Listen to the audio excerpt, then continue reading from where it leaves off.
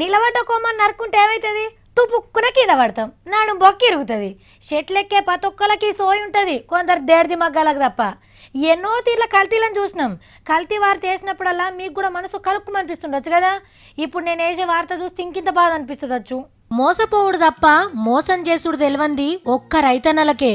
ఈ వరి మోపులు తీసుకొచ్చింది పంట ఎక్కువ వచ్చిందని ప్రదర్శిస్తందుకు కాదు, ఎట్లా మోసపోయింది కలెక్టర్ అమ్మకి చెప్తందుకు. వీళ్ళది వికారాబాద్ జిల్లా గొట్టిముక్కల. ఊరోళ్ళంతా ఒకటే కంపెనీని ఇత్తన ఒడ్లు పోసిండ్రట.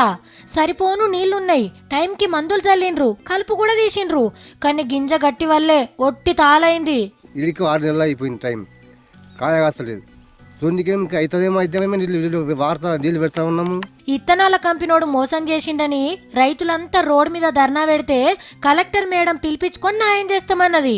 ఓ దిక్కు సర్కారోళ్ళు తెలంగాణను ఇత్తనాల గిన్నె చేస్తేందుకు తనలాడతా అంటే బట్టె వాసిగాళ్ళు కల్తీ ఇత్తనాలకు ఫేమస్ చేద్దామని చూస్తున్నట్టున్నారు. ఆఖరికి భూవిచ్చే వడ్లను కూడా కల్తీ చేస్తే ఏం తిని బతుకుతారా వారి? ఇంత కూడా సోయి లేకుండా ఆ బద్మాషిగాళ్లకు.